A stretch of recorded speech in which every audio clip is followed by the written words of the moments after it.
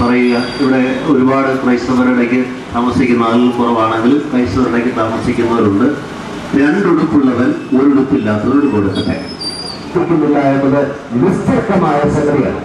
നിന്റെ വലം കൈ ചെയ്യുന്നത് ഇടം കൈ അറിയാൻ പാടില്ല, വലം കൈ ചെയ്യുന്നത് ഇടം കൈ അറിയാൻ പാടില്ല എന്ന് പറയുമ്പോഴാണ് സമൂഹങ്ങളായ ഇപ്പോൾ നമ്മള് ഈ ക്രൈസ്തവരുടെ നേതൃത്വത്തില് ഫ്ലെക്സ് ബോർഡ് വെച്ച് അടിച്ചിട്ട് നമ്മള് കൊടുക്കുക. അല്ലെങ്കിൽ രണ്ടുപേര് താക്കോലുകാരെന്ന് ചോദിക്കുമ്പോൾ പത്രത്തിൽ പരസ്യം കൊടുക്കുക. ഇതൊന്നും ക്രൈസ്തവ തത്വത്തിലുള്ളതല്ല. എന്താ നിന്റെ വലതുകൾ ചെയ്യുന്നത് ഇടതുകൈ അറിയാൻ പാടില്ല. ഇത് ക്രൈസ്തവത്തോ ക്രിസ്തു എടുപ്പിച്ചെടുത്തോ? നീ അടുത്ത വാക്യം ചോദിച്ചോട്ടെ. നമ്മളൊക്കെ ചെയ്തല്ലോ ഇത്രയും തത്വം മനസ്സിന്റെ ഉള്ളിൽ നമ്മൾ സൂക്ഷിച്ചു വെച്ചിരിക്കുന്നു. നമ്മളൊക്കെ തന്നെ ഒരു സാധാരണക്കാരൻ മരിച്ചാൽ അവന്റെ ശരീരത്തിൽ വെക്കുന്ന റീത്തിൽ പോലും, അതായത് ക്രൈസ്തവൻ വെക്കുന്ന റീത്തിൽ പോലും അവന്റെ പേരുകൾ വെക്കും. ഇതെവിടെയാണ് ക്രിസ്തു പഠിപ്പിച്ചിട്ടുള്ളത്? അതുകൊണ്ട് എന്റെ സുഹൃത്തുക്കളെ, ഞാൻ പിണറായി വിജയൻ പറഞ്ഞൊരു വാക്ക് ഒരുപാട് പേർക്ക് നിന്ന് വേദനിച്ചു എന്ന് പറഞ്ഞതുകൊണ്ട് ഈ ഒരു വേദിയിൽ വെച്ച് ഞാൻ അത് കാലിക പ്രാധാന്യമുള്ളതായതുകൊണ്ട് ഞാൻ അതിന്റെ വിശദീകരണത്തിലേക്കൊന്ന് പോയേണ്ടേ ഉള്ളൂ. അതുവരെ വേദനിക്കേണ്ട ഒരാവശ്യവും ഒരു ക്രൈസ്തവ സഭയ്ക്കും ഇല്ല. ഒരു ക്രൈസ്തവ സഭയ്ക്കും അത് ഗുണമുളയ്ക്കുന്നതോടെ ഗുരുനാടുണ്ട്. അങ്ങനെ ആരും വിഷമിക്കേണ്ട ആവശ്യമില്ല.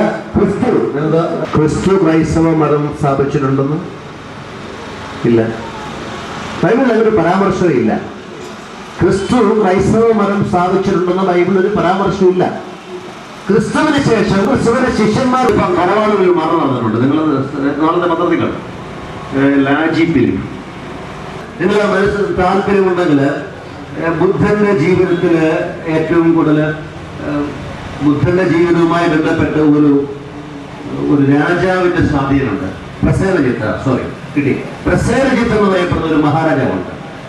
പ്രസേനജിത്ത് ഏറ്റവും കൂടുതൽ ജനത്തെ സ്നേഹിക്കുകയും ജനത്തിന് സഹായം ചെയ്യുകയും ചെയ്യുന്ന വ്യക്തിയാണ്. എന്നാൽ ഒരു സ്വല്പ അഹങ്കാരം മനസ്സിലുണ്ട്. ഇതില്ലാത്തവരാരുമില്ല.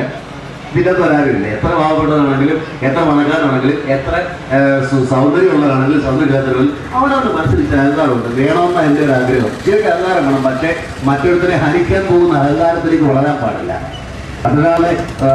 മറ്റൊരാളുടെ നശീകരണം ആഗ്രഹിച്ചുകൊണ്ട് അഹങ്കാരം പാടില്ല. പ്രസേനജിത്തിന് ശകല അഹങ്കാരം. അപ്പൊ അങ്ങനെ അഹങ്കരിക്കുന്ന കാലഘട്ടത്തിലാണ് ബുദ്ധൻ എല്ലാം ഉപേക്ഷിച്ചിട്ട്, ഭാര്യയും മക്കളെയും ഒക്കെ ഉപേക്ഷിച്ചിട്ട് അദ്ദേഹം നടന്ന് ബോധിസത്വനായി അങ്ങനെ ഒരാത്മാനന്ദ സ്വരൂപനെ പോലെ നടന്നിങ്ങനെ പോവുകയും അങ്ങനത്തെ ഒരു ആശ്രമം സ്ഥാപിച്ചു. ആശ്രമത്തിൽ മുടിയൊക്കെ വലിച്ചു കളഞ്ഞ് അങ്ങനെ കുറെ സ്വാമിമാരുടെ കൂട്ടത്തിൽ സ്വസ്ഥമായിട്ട് ഇങ്ങനെ ഇരിക്കുക. അങ്ങനെ ഇരിക്കുന്ന കാലഘട്ടത്തിൽ പ്രസേനജിത്തിന്റെ ഭാര്യ ഇദ്ദേഹത്തെ പോയി സന്ദർശിച്ചു കണ്ടു.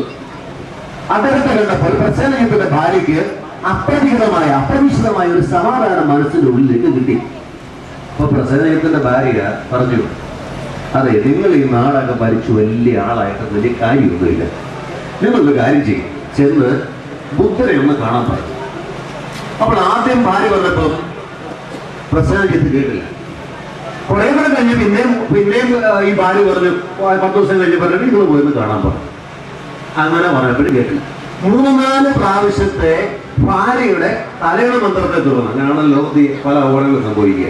ഭാര്യ പല പ്രാവശ്യം പറഞ്ഞു കഴിയുമ്പോൾ നമ്മുടെ വിചാരങ്ങളൊക്കെ മാറി വികാരത്തടിവുപോയിട്ട് നമ്മൾ പലരെയും ഉപദ്രവിക്കാനോ സ്വന്തക്കാരെ തെരുവിളിക്കാനൊക്കെ പോകും. അതൊക്കെ ഭയങ്കര മണ്ടത്തരം. ഭാര്യമാരെ ഉപേക്ഷിക്കൊന്നും വേണ്ട. പക്ഷേ നമ്മുടെ വികാരങ്ങളെ നിയന്ത്രിക്കാൻ ഇവരുടെ വാക്കുകൾക്കും നിങ്ങളൊരു ചെറിയ അതിലുണ്ടാവും. നിങ്ങളാരും എന്നെ തല്ലുന്നേ, ഞാൻ തിരിച്ചുതരാം. അപ്പോൾ തന്റെ രത്നശേഖരത്തിൽ നിന്ന് ഏറ്റവും ഉദാത്തമായ ഒരു നിധി അദ്ദേഹം കയ്യിലെടുത്തു. അപ്പൊ അദ്ദേഹം പ്രസേനജിത്തിന്റെ ഭാര്യ പറഞ്ഞു, നിങ്ങൾ ഈ മണ്ഡലത്തിൽ കാണിക്കല്ലേ, അത് അദ്ദേഹം വാങ്ങിക്കൂല, സ്വീകരിക്കൂല എന്ന് പറഞ്ഞു. അവൾ സ്വീകരിക്കൂലായിരിക്കും അല്ലേ? എന്നൊരു കാര്യം ചെയ്യാം, ഇത് എന്റെ കയ്യിൽ ഇരിക്കട്ടെ. അതോടൊപ്പം തന്നെ ഒരു നിർമ്മലമായി ഒരു പൂവും കയ്യിലെടുക്കാം. ശരിയാ, പൂവിനെ വേണ്ടാത്തവരാരുമില്ല. അതില് കുമാരനാശൻ പറഞ്ഞു, വൈരാഗ്യമേറി ഒരു വൈദികനാട്ടെ, എത്ര വൈരിക്ക് മുമ്പൊഴുതിയോടിയ പിരിവാട്ടെ, ആരാകിലെന്തും ഇരിയുള്ളവർ നിന്നെ നോക്കി അല്പനേരം നിന്നിരിക്കാം. പൂവിനെ പൂച്ചപ്പെടാത്ത ആരുമില്ല. അവർക്ക് പൂവ് ഇടം കയ്യിൽ ഒരു ചുമന്ന പൂവും വലം കയ്യിൽ ഒരു വൈഡൂര്യവും വഹിച്ചുകൊണ്ട് അദ്ദേഹം ഈ ബുദ്ധനെ കാണാൻ ചെന്നു. ചിലപ്പോൾ എല്ലാം നാലപ്പെട്ട അടിച്ചിരിക്കുക. ആരതിനകത്ത് ബുദ്ധനെന്ന് കണ്ടുപിടിക്കാൻ സാധിക്കുന്നില്ല. അവിടെ ഇവിടെയൊക്കെ നടന്നു നോക്കിയപ്പോൾ മുഖത്ത് അല്പം പ്രകാശമുള്ള ഇതായിരിക്കും ബുദ്ധൻ എന്ന് സങ്കല്പിച്ച് അദ്ദേഹത്തിന്റെ അടുത്ത് നിന്ന് സാഷ്ടാംഗ പ്രണാമം ചെയ്ത് ഈ വൈഡൂര്യം അങ്ങ് കൊടുത്തു. വൈഡൂര്യം കയ്യിൽ തൊടാതെ ബുദ്ധൻ പറഞ്ഞു, അത് ഉപേക്ഷിക്കുക. അവിടെ പ്രസന്ന എന്ന് പറഞ്ഞു, ഭാര്യ പറഞ്ഞത് ശരിയാണ്, ഇയാൾ സ്വീകരിക്കത്തില്ല, അത് ഉപേക്ഷിക്കുക, അതങ്ങ് മാറ്റി വെച്ചു. അപ്പോൾ അദ്ദേഹം ശരി ഞാൻ ഈ പൂ കൊടുക്കാം. അതിന് പൂവെടുത്ത് കൊടുത്തപ്പോഴും അദ്ദേഹം പറഞ്ഞു അത് ഉപേക്ഷിക്കുക. എന്ത് ചെയ്യും? അന്നേരം അദ്ദേഹം എന്ത് ചെയ്തു? തന്റെ കയ്യിൽ കിടന്ന രാജാവ് എന്നറിയപ്പെടാനുള്ള പരമ്പരാഗതമായിട്ടുള്ള ഒരു മുദ്രമോതിരമുണ്ട്. ആ മുദ്രമോതിരം ഊരി അങ്ങോട്ട് കൊടുത്തപ്പോഴും ബുദ്ധൻ പറഞ്ഞു അത് ഉപേക്ഷിക്കുക. ആകെ വിഷയമായല്ലോ. ഇനിയിപ്പോൾ ഇയാൾ എന്താ ഉദ്ദേശിക്കുക, എനിക്കൊന്നും മനസ്സിലാവുന്നില്ല. ഇടം കയ്യിൽ ഒരു ചെറിയ മോതിരമുണ്ട്. ഉപേക്ഷിക്കുക എന്ന് പറഞ്ഞത് എൻ്റെ ശരീരത്തിൽ ഈ വല്ല ഇത് അതായത് സ്വർണം പോലുള്ള സാധനങ്ങളൊന്നും ഇത് ഇഷ്ടപ്പെടാത്തതുകൊണ്ടാണോ? അതുകൂടെ ഊരി അങ്ങോട്ട് മാറ്റി വെച്ചിട്ട് പിന്നെയും വന്നിച്ചപ്പോൾ അദ്ദേഹം പറഞ്ഞു അത് ഉപേക്ഷിക്കുക. ശരി, ആ വിഷയമായല്ലോ. അദ്ദേഹം എന്നിട്ട് പതുക്കെ ആ ആശ്രമത്തിന്റെ കോണിലോട്ട് ചെന്ന് തന്റെ മേൽവസ്ത്രം അഴിച്ച് അങ്ങോട്ട് മാറ്റിയപ്പോൾ കൂടെ ഇരുന്ന ഒരു സായി ബുദ്ധൻ ചിരിച്ചുകൊണ്ട് പറഞ്ഞു, നിങ്ങൾ എന്തിനാ നിങ്ങളുടെ മേൽവസ്ത്രമൊക്കെ അഴിച്ചു മാറ്റുക? എന്തിനാ അഴിച്ചു മാറ്റുന്നേ? അതിങ്ങനെ എങ്കിലേക്ക് അത് ഉപേക്ഷിക്കുക എന്ന് മാത്രം പറയുക. പിന്നെ ഞാൻ എന്താ ഉപേക്ഷിക്കണ്ടേ? അപ്പോൾ സായി ബുദ്ധൻ പറഞ്ഞു, എടോ തന്നോട് അത് ഉപേക്ഷിക്കുക എന്ന് പറഞ്ഞപ്പോൾ താൻ വിചാരിച്ചു ഈ വൈഡൂര്യം സ്വർണ്ണമൊക്കെ ഉപേക്ഷിക്കുക എന്നതല്ല. തന്നോട് അത് ഉപേക്ഷിക്കുക എന്ന് പറഞ്ഞത് താൻ ഒരു രാജാവാണെന്നുള്ള തൻ്റെ അഹങ്കാരമാണല്ലോ, അത് ഉപേക്ഷിക്കാൻ മാത്രമാണ് പറഞ്ഞേ. അതും ഉപേക്ഷിച്ചൂടെ വരാൻ മാത്രമാണ് പറഞ്ഞേ. ഇയാൾ വിചാരിച്ച് സ്വർണ്ണം ഉപേക്ഷിക്കുക. സുഹൃത്തുക്കളെ, ഞാൻ ഈ കഥയിൽ നിന്നൊക്കെ മാറി തിരിച്ചു വരികയാണ്. ആർക്കും അഹങ്കാരം വേണമെന്ന് ഞാൻ പറഞ്ഞല്ലോ കേട്ടോ. നമ്മൾ നന്മയ്ക്ക് വേണ്ടി ആഗ്രഹിക്കണം. അതേസമയം തന്നെ ഞാൻ ഇവിടെ ഇരിക്കുന്ന എന്നെ വിളിച്ചാണ്ട് സുഹൃത്ത്, എന്നെ 3-4 കൊല്ലം തുടർച്ചയായിട്ട് വിളിക്കുന്നുണ്ട്. അദ്ദേഹത്തിന് വരാൻ പോകുന്ന ഒരു വളർച്ചയ്ക്കോ അല്ലെങ്കിൽ അദ്ദേഹം നാളെ ഉന്നതത്തിലേക്ക് ഉയരാൻ പോകുന്ന ഒന്നിനോ ഞാൻ അസൂയപ്പെടുകയോ തടസ്സം നിൽക്കാനോ പാടില്ല. ഇത് നിൽക്കാതിരിക്കാൻ ഈ ലോകം എത്ര സന്തോഷമായിരിക്കും. ആരും മറ്റൊരാളുടെ വളർച്ചയ്ക്ക് തടസ്സം നിൽക്കാതിരിക്കുക ഉപദേശമൊന്നുമല്ല. ഇത് ഞാൻ മറ്റൊരാളുടെ ജീവിതത്തിൽ എടുത്ത് നിങ്ങൾ കേട്ടിട്ടുണ്ടോ? ഡയോജനീസ് എന്ന് പറയപ്പെടുന്ന ഒരു ഭ്രാന്തനെ കുറിച്ച്.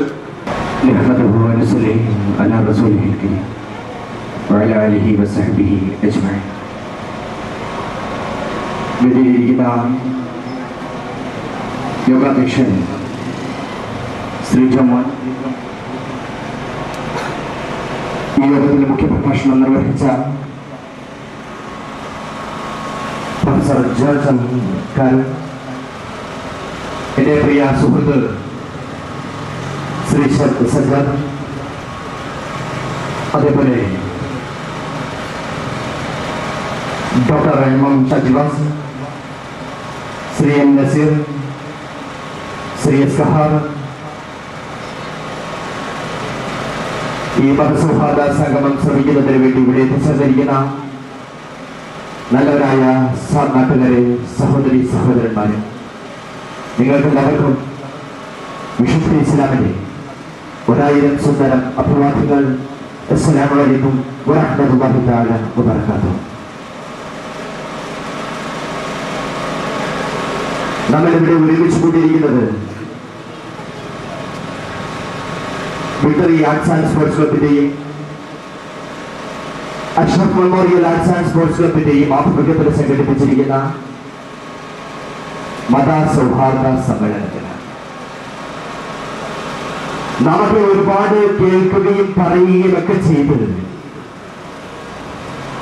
നമുക്കൊക്കെ ചിരപരിചിതമായ ഒരു പദമാണ് മതസൗഹാർദ്ദം എന്നുള്ളത്.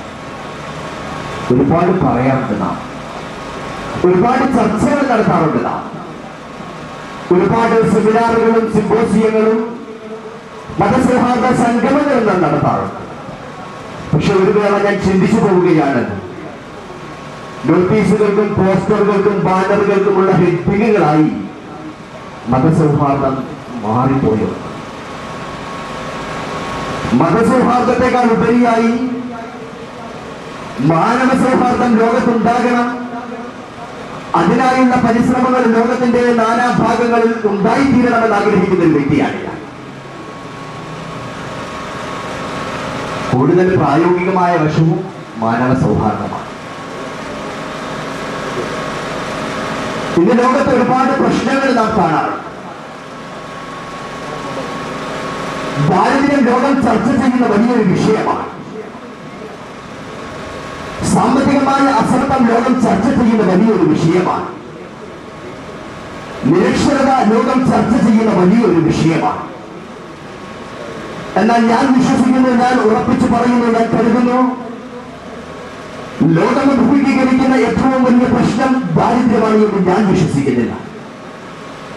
ലോകത്തിന്റെ ഭൂരിഭാഗവും സിംഹഭാഗം ജനങ്ങളും ദാരിദ്ര്യത്തിന്റെ നെല്ലിപ്പലക പടുകുഴിയിൽ അകപ്പെട്ടു പോയിരിക്കുന്ന ഒരു കാലഘട്ടമാണെന്ന് നമുക്ക് ഉറപ്പാണ്. എങ്കിലും ലോകം അഭിമുഖീകരിക്കുന്ന ഏറ്റവും വലിയ പ്രതിസന്ധി ദാരിദ്ര്യമാണെന്ന് ഞാൻ വിശ്വസിക്കുന്നില്ല. നിരക്ഷരതയുമല്ല ലോകം അഭിമുഖീകരിക്കുന്ന വലിയ പ്രതിസന്ധി. ലോകത്തെ ഒരുപാട് ആളുകൾ നിരക്ഷരതയിൽ കഴിഞ്ഞുകൂടുന്നു എന്നത് ശരിയാണെങ്കിൽ പോലും സാമ്പത്തിക അസമത്വം ലോകം അഭിമുഖീകരിക്കുന്ന വലിയൊരു പ്രതിസന്ധി അല്ല.